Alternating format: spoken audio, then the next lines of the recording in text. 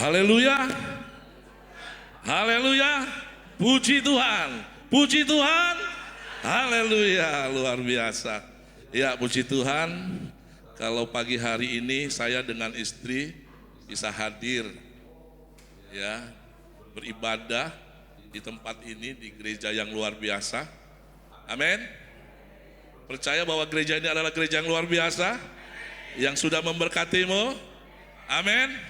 Puji Tuhan. Ya, terima kasih Bapak Gembala dan Ibu Gembala. Ya, ini adalah kunjungan balasan. Sebelum Bapak Ibu Gembala ke Manado, sempat ke gereja kami, gereja desa yang masuk pelosok yang terpencil. Di situ kami melayani Tuhan, dipercayakan di sebuah desa. Bapak Ibu, sebelum saya menyampaikan firman Tuhan, terlebih dahulu saya memperkenalkan diri saya, ya, sebab nanti kalau di jalan ketemu kita tidak saling mengenal. Dan tapi kalau saya sudah memperkenalkan diri, kalau Tuhan izinkan kita ketemu, oh itu dia Bapak yang besar itu ya, namanya Pak siapa ya? Jadi nama saya Bapak Pendeta Martin L. Uktolsea. Uktolsea itu marga dari Saparua, Sirisori dari Ambon. Ya, kalau istri saya Ibu Elizabeth, ya, Sarah A.R. Umbo. Dia ada darah Manado dan darah Jawa. Jadi saya ini, papa saya Ambon, mama saya orang Palembang asli. Ya, jadi kami adalah produk gado-gado, ya, Indonesia asli. Ada Ambon, darah Palembang, darah Manado, darah Jawa, ya.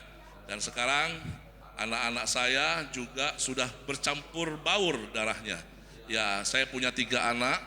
Yang pertama laki-laki, yang pertama kedua laki, yang bungsu perempuan.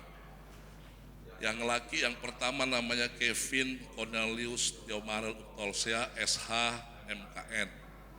Dia sudah menikah dan punya seorang anak, dan saat ini dia bekerja sebagai lawyer dan memiliki kantor hukum di Jakarta. Yang nomor 2 baru lulus kuliah sarjana hukum juga dan saat ini sedang ambil PKPA di UI. Dia lulusan dari Universitas Parahyangan Bandung.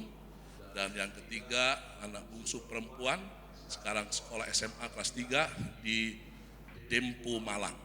Bapak Ibu, puji Tuhan, ya, kami diberikan anak-anak yang luar biasa.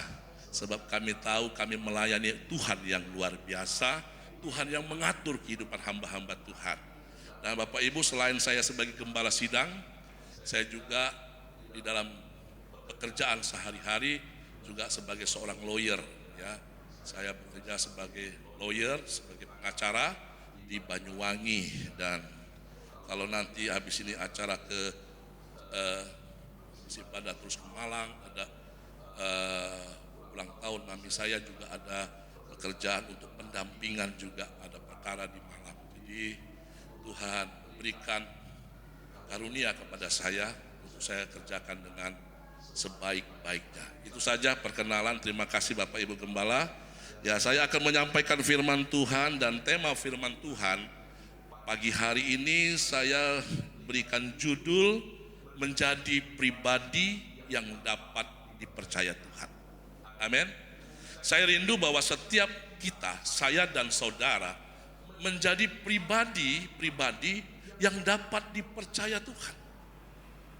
Ya, itu terdapat di dalam, kita tidak baca satu perikop, saya ambil cuplikan satu ayat saja yang tentunya kita tahu tentang isi dari perikop itu dan tidak asing lagi, ya, terkait dengan talenta. Dalam Matius 25 ayat 14 dikatakan, sebab hal kerajaan sorga sama seperti seorang yang mau berpergian ke luar negeri, yang memanggil hamba-hambanya dan mempercayakan hartanya kepada mereka. Katakan amin. Ya, sebab hal kerajaan sorga sama seperti seorang yang mau berpergian ke luar negeri, yang memanggil hamba-hambanya dan mempercayakan harta kepadanya. Bapak Ibu Saudara yang dikasihi Tuhan, hari-hari ini adalah masa-masa penantian. Kalau kita lihat perikop di atasnya tentang ada 5 gadis bijak dan 5 gadis bodoh, itu berbicara tentang penantian. Bagaimana gereja Tuhan menantikan pengantin pria.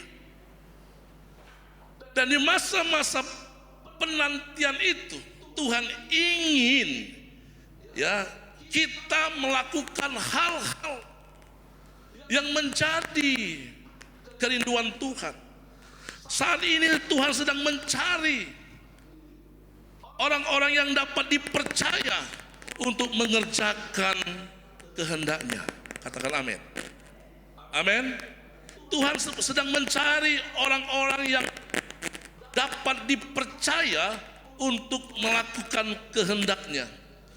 Ya, dikatakan supaya setiap orang itu masuk dalam kebahagiaan tuannya. Itu kita lihat di dalam ayat 21 dan 23. Tujuan apa Tuhan memberikan talenta? Tujuan apa Tuhan mempercayakan talenta? Supaya orang itu masuk dan turut dalam kebahagiaan tuannya. Supaya dalam perjamuan kawin anak domba, itu tujuannya. Jadi hubungan antara Tuhan dan hamba ini berbicara hubungan antara Tuhan dan kita sebagai manusia. Amin.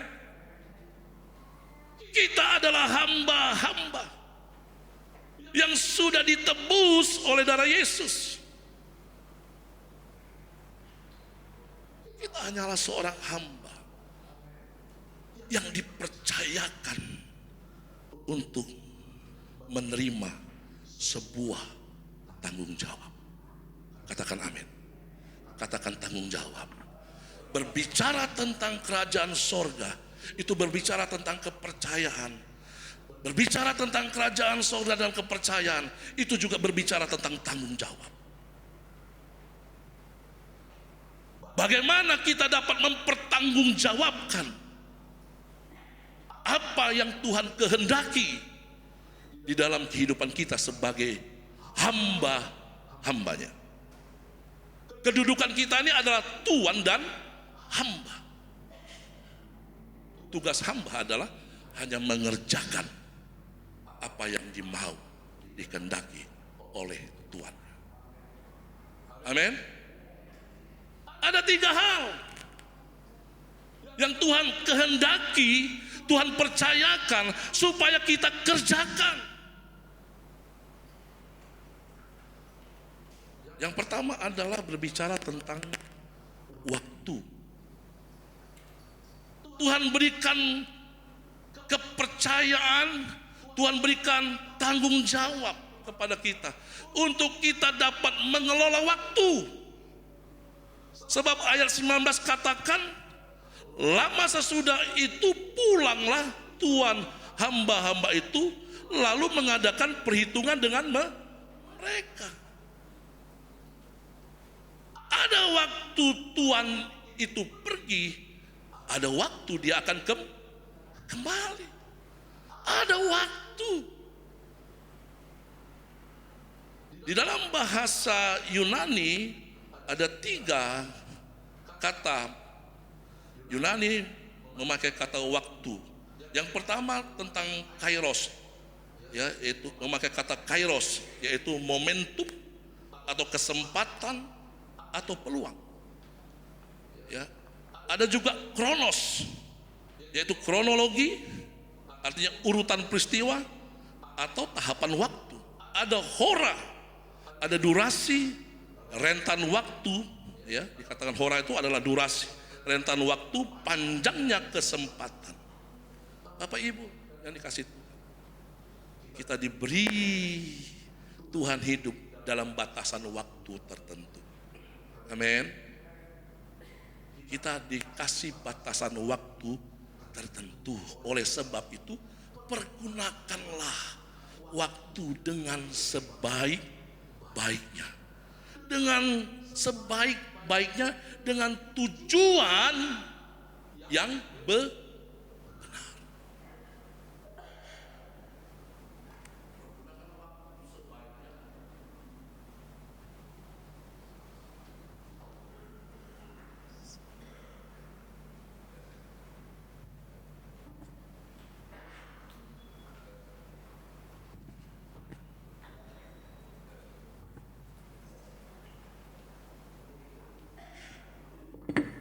Tes. Oke. Ya. Jadi dikatakan kita diberikan waktu. Ada batasan waktu yang Tuhan berikan untuk kita pergunakan dengan sebaik-baiknya, dengan sebuah tujuan yang benar. Ya. Dikatakan di dalam Mazmur 90 ayat 10, masa hidup kami 70 tahun dan jika kami kuat 80 tahun, dan kebanggaannya adalah kesukaran dan penderitaan sebab berlalunya buru-buru dan kami melayang lenyap. Waktu itu berlalunya terburu begitu cepat. Waktu itu berlalu begitu cepat. Dan saya dan saudara dikasih batasan waktu untuk hidup. Firman Tuhan katakan bahwa waktu kita di dunia ini 70 tahun. Ya, kalau ada bonusnya 80 tahun. Itu batasan waktu yang Tuhan berikan. Bagaimana kita mempergunakannya dengan baik, dengan sebuah tujuan yang benar. Tadi saya melihat dan terharu dan bersyukur Tuhan berikan kairos, waktu yang terbaik buat keluarga Bapak siapa tadi? Johan.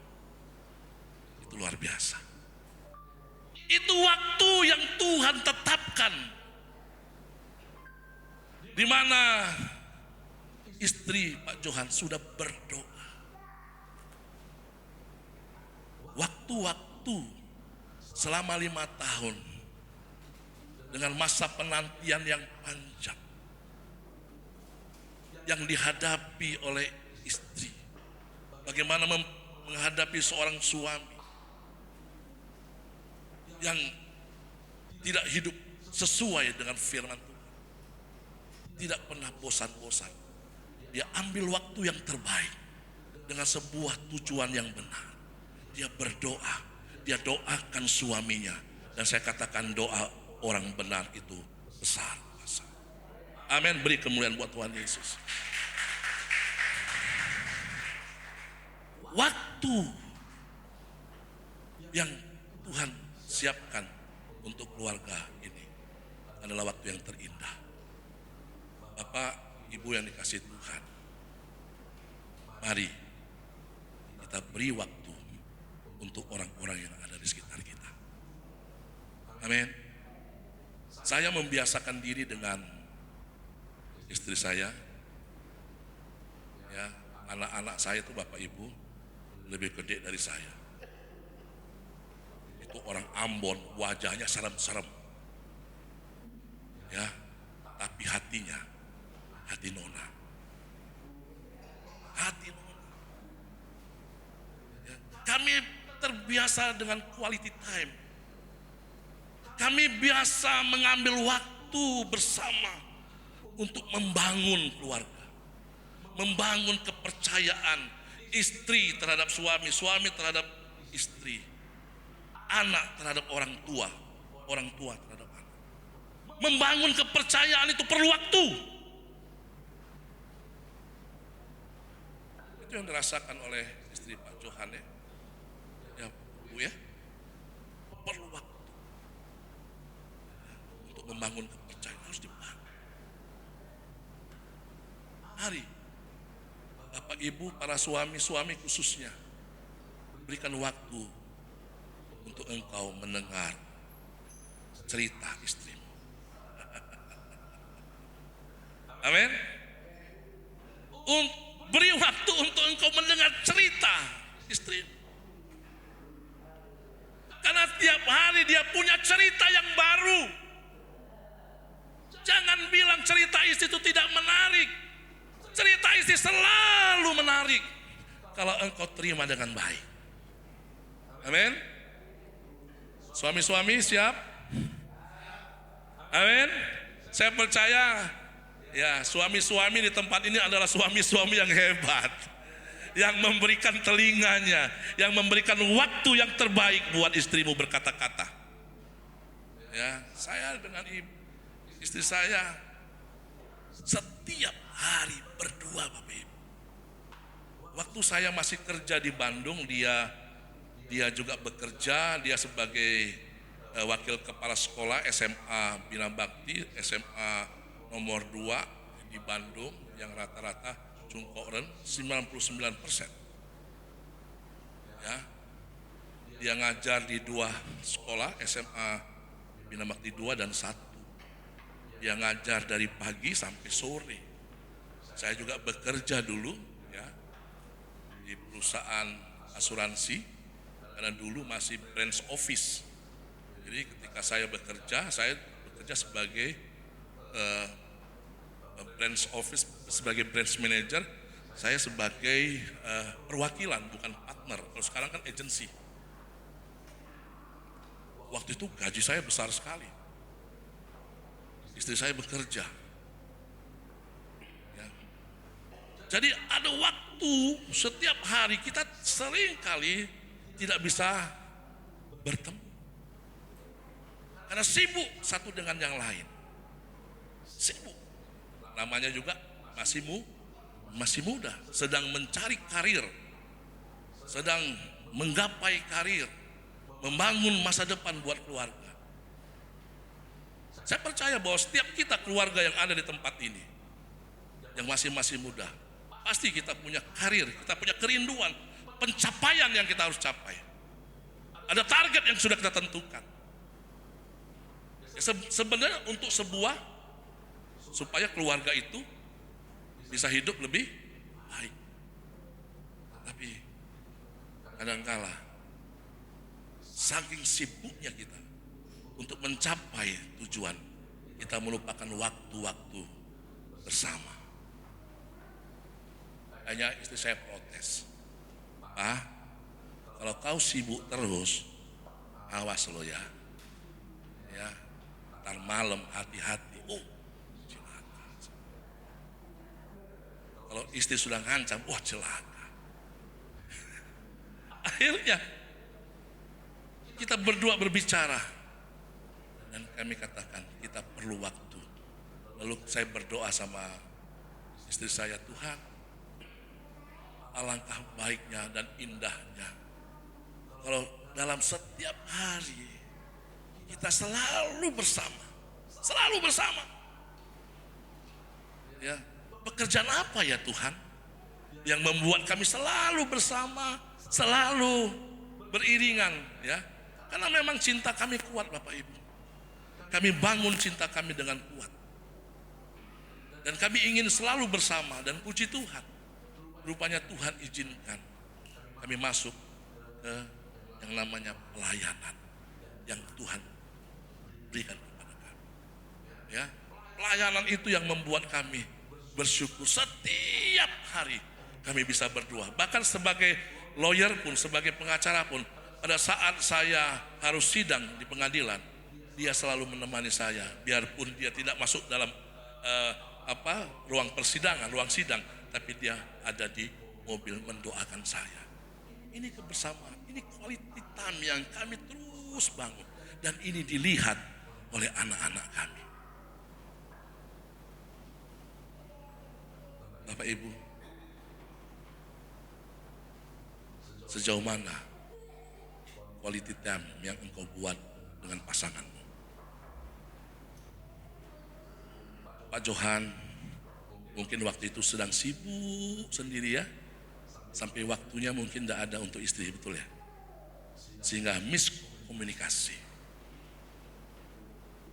Kalau kita tidak memberi waktu, seringkali terjadi miskomunikasi, Dan kalau sudah terjadi miskomunikasi itu akan berkepanjangan. Mari, Bapak Ibu, sudahkah engkau memberikan waktu untuk pasanganmu? Sudahkah engkau memberi waktu untuk anak-anakmu? Ada banyak anak-anak yang dia punya masalah kepribadian.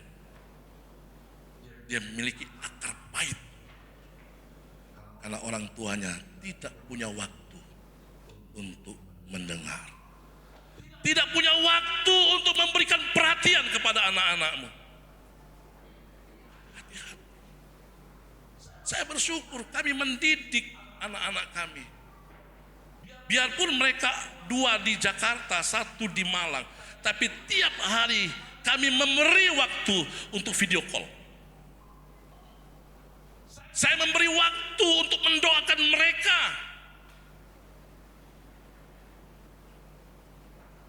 Kalaupun engkau sibuk dalam pekerjaanmu, kalaupun engkau terpisah jarak dengan anak-anakmu, tapi berikan waktu, perhatian kepada mereka. Amin. Amin. Supaya engkau melihat anak-anakmu bertumbuh dengan percaya diri. Dia akan membangun hidupnya dengan planning, dengan sebuah tujuan. Aku ingin menyenangkan hati Bapa. Amin. Ketika engkau benar-benar memberikan waktu kepada anak-anakmu, dia memiliki pikiran yang benar tentang dirimu. Tapi ketika engkau abaikan anak-anak, engkau sibuk dengan waktu untuk mencari uang. Tujuannya baik. Tetapi apa yang engkau lakukan tidak semua baik. Ketika engkau mengabaikan waktu untuk anak-anak. Papa mama cari uang untuk kamu kuliah. Iya, betul. Karena itu tanggung jawab kita sebagai orang tua. Tapi ada tanggung jawab lagi yang kita harus perhatikan, adalah waktu untuk mendengarkan mereka. Anak saya seorang lawyer, dia sudah punya kantor hukum, ya. Dan puji Tuhan, kemarin dia dapat peringkat 201 law firm terbaik. Bapak Ibu, setiap kali kalau dia ada waktu, sibukan dalam kesibukan dia sempatkan untuk telepon kami. Dia sempatkan untuk curhat sama mamanya. Kalau engkau tidak biasakan kepada anak-anakmu untuk memberikan waktu, lihat, pasti anak-anakmu tidak punya waktu untuk bicara denganmu.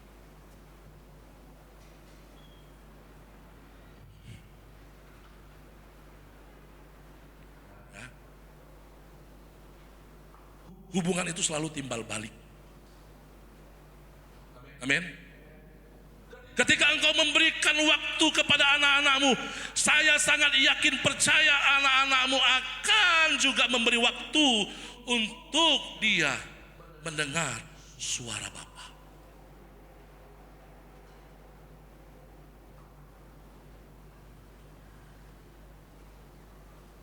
Jangan terus. Saya punya sahabat luar biasa, ya, waktu di Bandung. Dia seorang pengusaha, dia pedagang, tapi di waktu-waktu tertentu dia ambil waktu. Kalau dia sibuk di toko, dia ambil waktu untuk telepon anaknya. Ketika anaknya sudah pulang sekolah, dia beri waktu untuk telepon anaknya.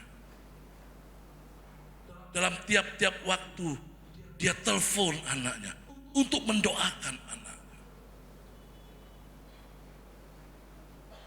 Jangan punya alasan karena pekerjaan kita tidak punya waktu untuk anak-anak kita. Jangan alasan karena pelayanan kita tidak punya waktu untuk anak-anak kita. Saya sebagai gembala, saya berikan waktu untuk anak-anak saya. Itu yang pertama. Yang kedua, saya berikan waktu untuk jemaat. Saya bangun quality time. Gereja kami sedang perlu plafon. Saya sudah tanya sama pemborong, plafon berapa plafon ini? 70 juta Pak. Oke. Doa ya, nanti kalau ada berkat kami akan pasang plafon. Tapi di satu sisi Tuhan izinkan saya untuk terlebih dahulu mengutamakan jemaat Tuhan untuk membangun quality time. Ya. Dengan cara apa? Dengan cara saya bawa jemaat saya Natalan besok ini ke Jogja untuk sebuah quality time. Karena jemaat saya adalah jemaat yang mayoritas adalah buruh tani. Mereka buruh tani, mereka bukan pedagang, bahkan bukan juga petani, mereka buruh tani. Mereka nggak bisa yang namanya pergi jalan-jalan ke Banyuwangi kota aja nggak bisa, apalagi ke Jogja. Tapi saya katakan, saya membangun quality time. Quality time itu mahal, ya. Saya investkan 60 juta uang pribadi saya untuk quality time bersama jemaat. Itu penting bagi saya. Sampai saya punya pengerja, Om, Papa. Pengerja saya manggil saya Papa. Pak, kenapa enggak uang 60 juta itu kita pakai untuk bangun, pasang plafon? Saya bilang, kalau gereja kapan-kapan pasti suatu waktu pasti akan terpasang, tapi kebersamaan dengan jemaat itu waktunya tidak akan bisa terulang. Momen, kesempatan itu tidak akan terulang kedua kali. Bapak Ibu, waktu-waktu yang ada pergunakan sebaik-baiknya. Di dalam 1 Petrus 4 ayat 2 dan 3, ya, supaya waktu yang sisa jangan kamu pergunakan menurut keinginan manusia, tetapi menurut kehendak Allah. Waktu yang sisa di masa-masa penantian ini, berlakulah seperti wanita bijak. Pergunakan sebaik-baiknya, jangan untuk keinginan kita manusia, tetapi biarlah apa yang kita kerjakan adalah menurut kehendak Allah. Amin. Sebab telah cukup banyak waktu kamu pergunakan untuk melakukan kehendak orang-orang yang tidak mengenal Engkau, ya, yang tidak mengenal Allah. Kamu telah hidup dalam rupa-rupa hawa nafsu, keinginan, kemabukan, pesta pora, perjamuan minum, dan penyembahan berhala yang terlarang. Sudah banyak waktu yang kamu jalani dengan sia-sia.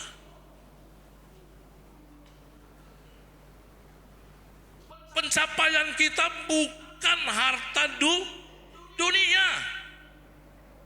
Amin. Pencapaian kita sebagai orang percaya bukan menumpuk harta dunia.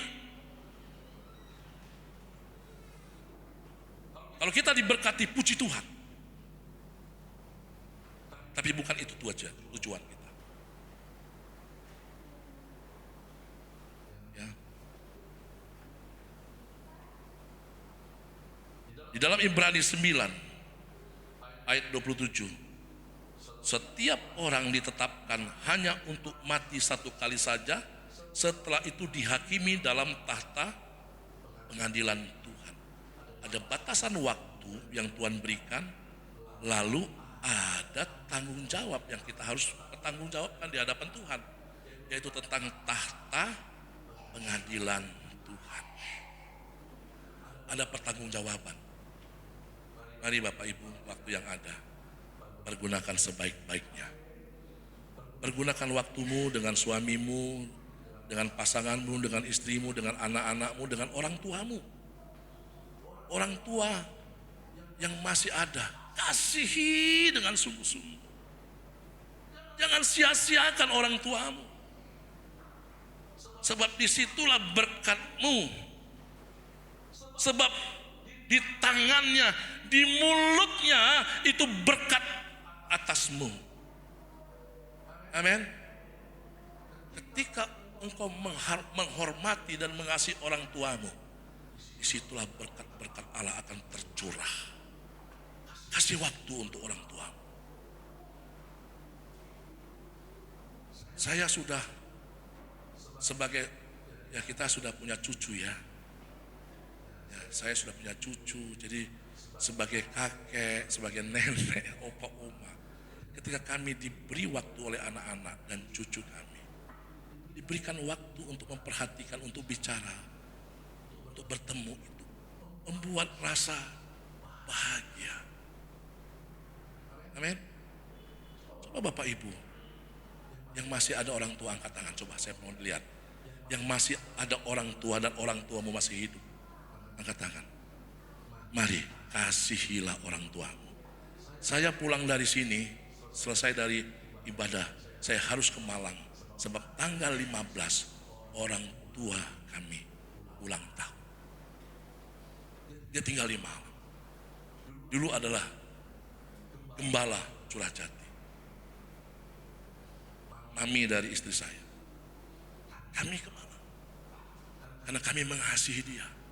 Memberi waktu biarpun sibuk, memberikan waktu untuk dia bisa bahagia, untuk dia bisa tersenyum. Amin. Untuk saudara-saudara kumpul bersama, itu luar biasa. Ya, yang kedua, saya tidak perpanjangkan.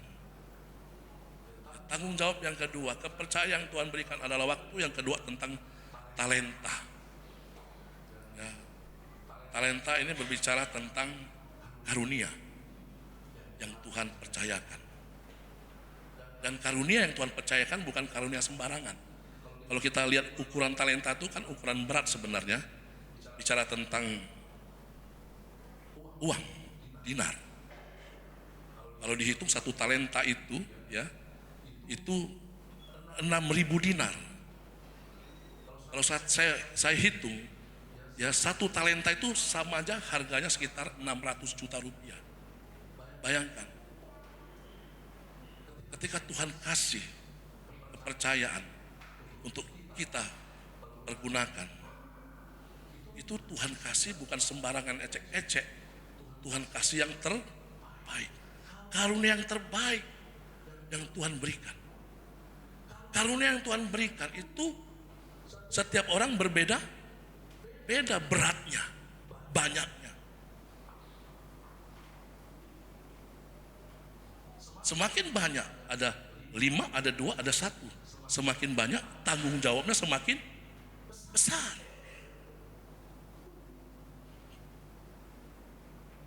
Di dalam 1 Petrus 4 ayat 10 dikatakan demikian. Layanilah seorang akan yang lain sesuai dengan karunia yang telah diperoleh tiap-tiap orang sebagai pengurus yang baik dari kasih karunia Allah. Kita sudah diberi karunia. Kita sudah memperoleh karunia yang Tuhan berikan. Seperti hamba-hamba ini tadi, diberikan talenta oleh Tuhan. Masing-masing 5, 2, 1.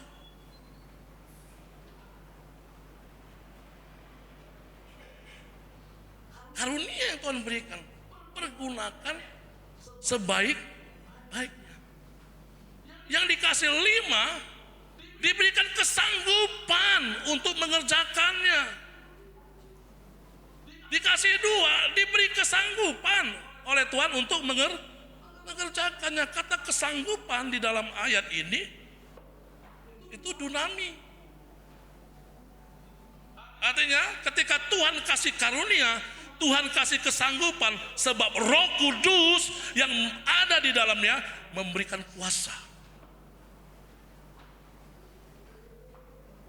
Ketika kita diberi karunia, kita diberi kesanggupan, sebab Roh Kudus yang akan mengerjakannya dengan sempurna di dalam hidup saya dan saudara. Karunia apa yang Tuhan berikan bagimu? Kerjakan. Ya. Kita dikasih karunia untuk melayani musik, kerjakan. Luar biasa. Pemain musiknya luar biasa, kerjakan dengan sungguh-sungguh. Apa yang dikasih karunia oleh Tuhan? Ya, kami di Curah Jati ada namanya menara doa. Setiap jam 6 sore sampai jam 7, setiap hari dari hari Senin sampai hari Kamis kami berdoa. Dan yang datang itu mereka yang punya karunia mendoa.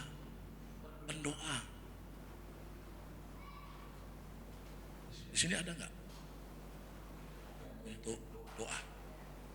Ada ya? Kalau kami setiap Senin, Selasa, Rabu, Kamis kita setiap jam 6 kita berdoa. Dan yang datang memang dikasih karunia sebagai pendoa.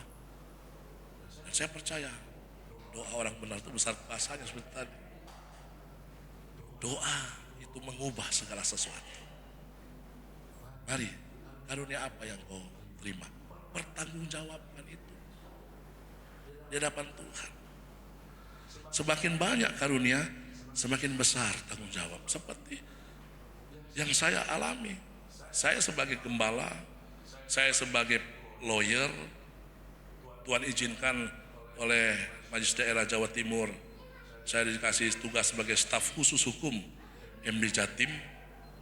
Ya, puji Tuhan di Majelis Pusat saya dipilih juga untuk menjadi staf khusus hukum Majelis Pusat. Itu karunia yang Tuhan percayakan. Dan saya pergunakan sebaik-baiknya. Saya pertanggungjawabkan sebaik-baiknya. Apa yang Tuhan percayakan? Karunia apa yang Tuhan percayakan kepada saudara? Pergunakan itu sebaik-baiknya. Kalau engkau diberi lebih, pergunakan kelebihan itu dengan sukacita, supaya engkau dan saya dapat menjadi berkat bagi kemuliaan Tuhan. Amin. Ya, yang terakhir, ya, tentang harta kekayaan. Jadi Tuhan memberikan hamba, mempercayakan apa? Harta kekayaannya. Dan harta itu, talenta itu bukan milik hamba. Harta kekayaan yang Tuhan berikan itu hanya dipercaya untuk kita kelola. Jadi kalau kita punya kekayaan, kita punya berkat, itu bukan berkat untukmu pribadi. Kalau Tuhan memberkatimu, Tuhan ingin supaya berkat itu bisa kita pergunakan, kita kelola untuk mengerjakan kehendak Tuhan. Amin. Berkat itu dipakai untuk rencana Tuhan, untuk kerajaan Tuhan. Bukan dipakai semuanya untuk keinginan pribadi. Salah itu. Sebab itu harus dipertanggungjawabkan. Semua harta kekayaan yang Tuhan percayakan,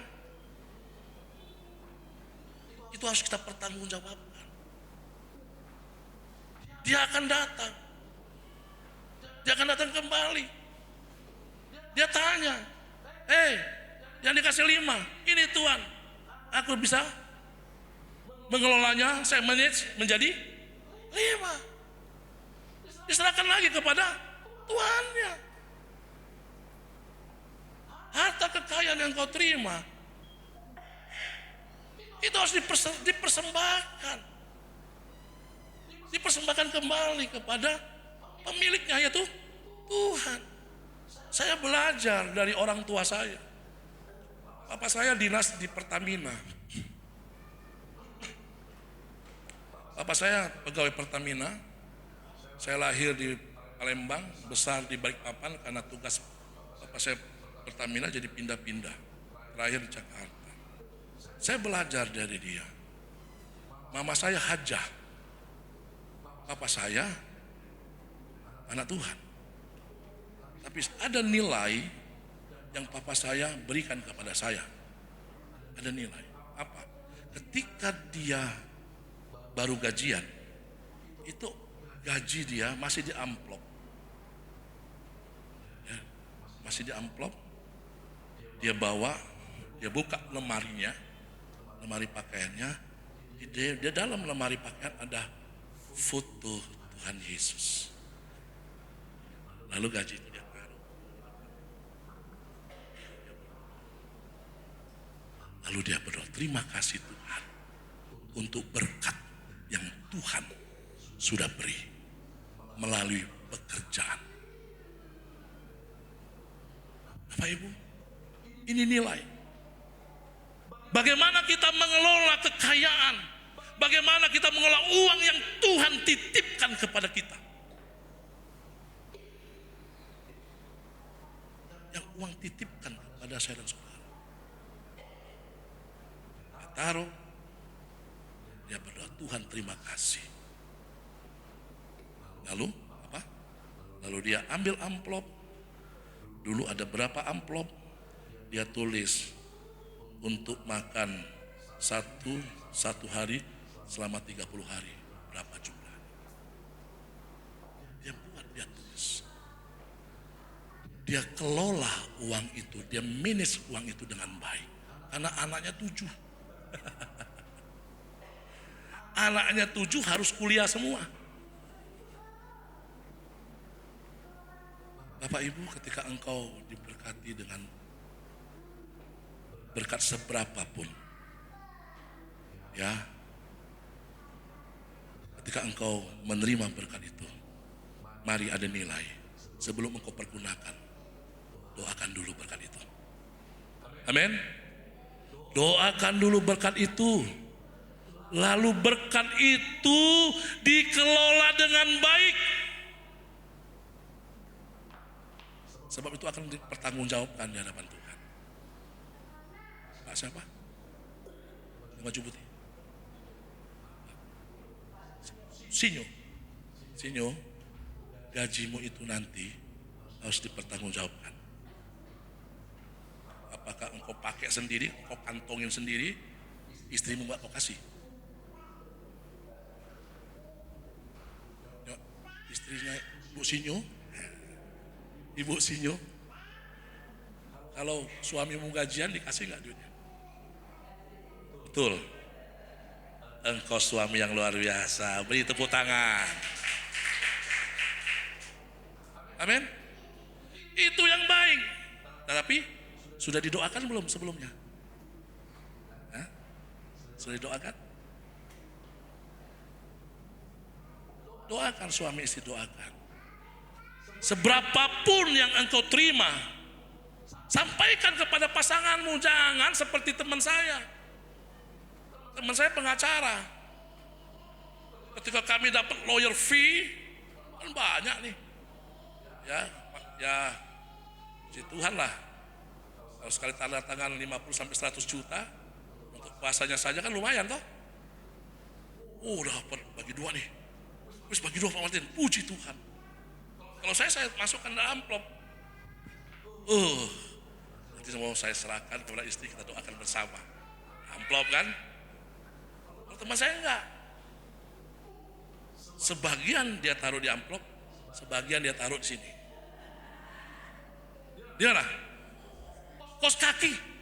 Loh, kok di kos kaki? Biar istriku enggak tahu. Itu fakta. Itu kejadian. Dia bilang, untuk apa? Untuk uang laki-laki. Untuk kesenangan laki-laki yang istri gak perlu tahu. Kalau ada laki-laki yang begitu, tobat. tobat. Amin. Kalau engkau berbuat curang kepada istrimu yang kelihatan saja, bagaimana engkau mau jujur di hadapan Tuhan? Amin. Yang engkau terima itu bukan punyamu, punya Tuhan. Engkau sembunyikan punya Tuhan. Pikir, wah dapat segini ya, disembunyikan. Hati-hati engkau berperkara dengan Tuhan. Hah? Hati-hati engkau berperkara dengan Tuhan kalau engkau sembunyikan milik Tuhan. Ya, siapa yang mau coba-coba? Semua nggak berani. Puji Tuhan. Di sini semua baik-baik. Saya percaya karena Bapak Gembala sudah ajarkan dengan baik. Amin. Nilai-nilai yang terbaik yang Tuhan berikan, izinkan kepada saya dan saudara. Ya, di dalam Amsal 3 ayat 9 dikatakan, muliakanlah Tuhan dengan hartamu dan dengan hasil pertama dari segala penghasilanmu. Amin. Ya, Daud, kenapa Daud bisa memberikan kepada Tuhan? Dia memberikan yang terbaik kepada Tuhan. Sebab Daud tahu bahwa semua kekayaannya itu berasal dari Tuhan. Di dalam 1 Tawarik 29 ayat 14. Daud tahu. Dikatakan, sebab siapakah aku ini dan siapakah bangsaku sehingga kami mampu memberikan persembahan sukarela seperti ini? Sebab daripadamulah segala-galanya dan dari tanganmu sendirilah persembahan yang kami berikan kepada. Itu yang membuat Daud dapat memberikan yang terbaik. Saya percaya pagi hari ini jemaat Logos Balung akan dapat memberikan yang terbaik. Amin. Mempersembahkan persembahan yang terbaik. Sebab dia tahu, sebab jemaat tahu bahwa semua yang kita miliki sesungguhnya adalah milik Tuhan. Mari, saya tidak perpanjangkan lagi. Waktu yang ada kita pergunakan sebaik-baiknya. Karunia yang Tuhan berikan kita pergunakan sebaik-baiknya. Harta kekayaan yang Tuhan berikan kita kelola dengan sebaik-baiknya. Sebagai bentuk tanggung jawab, sebagai bentuk kepercayaan kita kepada Tuhan. Mari saya undang bangkit berdiri. Kita nyanyikan, hidup ini adalah kesempatan. Terima kasih Tuhan. Kami mau ambil kesempatan yang terbaik untuk kami dapat melayani-Mu Tuhan. Haleluya, supaya kami dapat menjadi berkat. Haleluya. Hidup ini adalah kesempatan. Hidup ini untuk melayani Tuhan. Jangan sia-siakan waktu yang Tuhan beri. Hidup ini hanya sementara. Hidup ini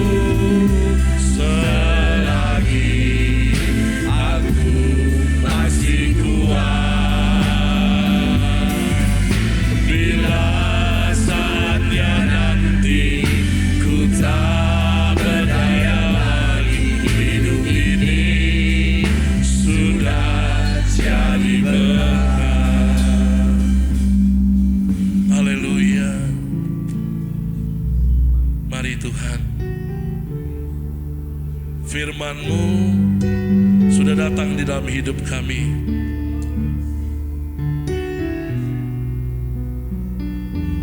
Tuhan, percayakan kami untuk kami dapat mengelola waktu yang Tuhan berikan. Tuhan, percayakan kepada kami karunia-karunia. Tuhan, percayakan kepada kami kekayaan.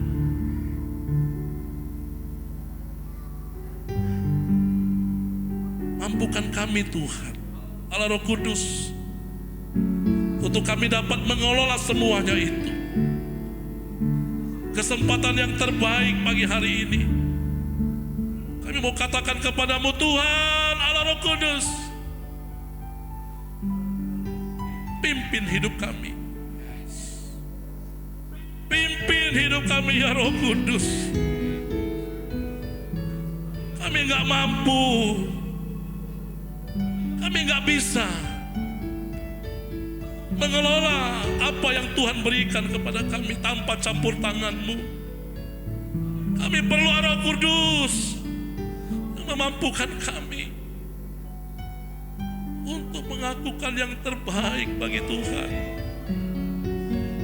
Ampuni kami Tuhan, pulihkan hidup kami. Kami mau melakukan yang terbaik bagi Tuhan. Kesempatan yang terbaik, waktu yang terbaik untuk kami mengerjakan rencana-Mu atas kami. Terima kasih Tuhan, berkati setiap kami umat-Mu. Biarlah berkat Abraham, Ishak, Yakub menjadi bagian di dalam hidup mereka semua, bahkan di dalam kehidupan kami semua. Sebagai hamba-hamba-Mu pun kami perlu Roh Kudus untuk kami dapat mengerjakan visi-Mu Tuhan. Terima kasih Tuhan, terima kasih. Terima kasih buat semua yang Tuhan sudah kerjakan di dalam hidup kami.